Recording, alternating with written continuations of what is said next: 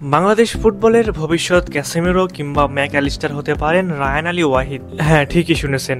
বর্তমানে ইংল্যান্ডের বয়স ভিত্তিক দলের মিডফিল্ড কাঁপাচ্ছেন আমাদের বাংলাদেশি বংশোদ্ভূত ইংলিশ ফুটবলার রায়ান আলী ওয়াহিদ। জানলে অবাক হবেন যে রায়ান আর কেউ নন, তিনি বাংলাদেশি বংশোদ্ভূত ফুলহ্যামের ফুটবলার ফারহান আলী ওয়াহিদের ছোট ভাই। কে এই রায়ান আলী ওয়াহিদ? সে কি পারবে ফিউচারে বাংলাদেশ টিমে খেলতে?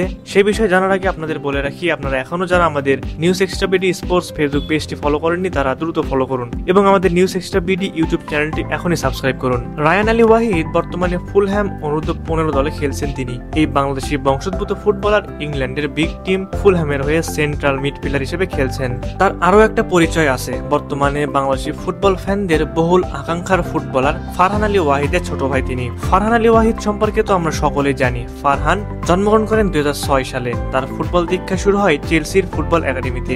2019 সালে ফারহান জয়েন করেন ফুলহ্যামে। তিনি মূলত একজন লেফট উইঙ্গার। বর্তমানে তিনি খেলছেন অনূর্ধ্ব 18 ইংলিশ প্রিমিয়ার লিগে। একই সাথে দুই পজিশনে খেলার দক্ষতা থাকায় তিনি বর্তমানে ফুলহ্যামের বয়স ভিত্তিক দলের অন্যতম সেরা ফুটবলার। অপরদিকে ফারহানের ভাই রায়ান খেলেন একই টিম অর্থাৎ ফুলহ্যামে। রায়ান আলী মিডফিল্ডের পাশাপাশি নম্বর 9 পজিশনও বেশ স্বাচ্ছন্দ্যে খেলতে পারেন, যার কারণে রায়ানকে নিয়ে অনেক বেশি আলোচনা হচ্ছে এখন। বাংলাদেশের গোল সমস্যার সমাধান হতে পারেন রায়ান। এখানে স্রেফ নাম্বার 9 না বলে গোল স্কোরিং নাম্বার 9 বললে ভালো হবে। বাংলাদেশ ঐতিহাসিকভাবে গোল খরায় ভুগে আসা দল। বর্তমানে নাম্বার 9 হিসেবে খেলার একাধিক ভালো লোকাল খেলোয়াড় পাওয়ার সম্ভাবনা দেখা দিলেও সে বা তারা যে আন্তর্জাতিকভাবে ভালো স্কোরার হবেন সেই সম্ভাবনা খুবই কম, প্রায় নেই বললেই চলে। তাদের পজিশনিং, পাসিং, হোল্ডিং প্লে এসব কিছু ভালো হতে পারে, কিন্তু পজিশনের হিসেবে তাদের স্কোরিং সক্ষমতা অত্যন্ত দৃষ্টিকটু। এই মুহূর্তে মিডফিল্ডের পাশাপাশি ভালো একজন নাম্বার 9 পেতে পারি আমরা।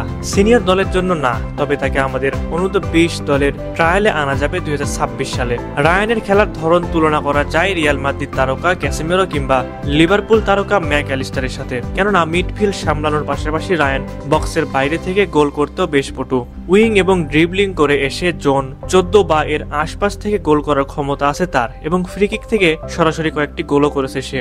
রায়ানের পরিবারের সাথে যোগাযোগের ব্যাপারে বাফুফের তৎপর হওয়া উচিত এখন থেকেই। রায়ানের জন্য শুভকামনা থাকবে। আশা করি বড় ভাই ফারহানের মতোই নিজের নাম উজ্জ্বল করবেন তিনি এবং অদূর ভবিষ্যতে লাল সবুজে জার্সি গায়ে জড়াবেন রায়ান। এখন দেখার বিষয় বাফুফে শেষ পর্যন্ত কি করতে পারে, কেননা পুরো বিষয়টাই যে এখন বাফুফের উপর নির্ভরশীল। সুপ্রিয় দর্শক, আমাদের কাছে কি মনে হয় ফিউচারে বাংলাদেশ টিমে কি রায়ানকে পাওয়া সম্ভব? অবশ্যই সেই বিষয়ে আপনারা আপনাদের মূল্যবান মতামতটি আমাদের কমেন্ট করে জানাতে ভুলবেন না।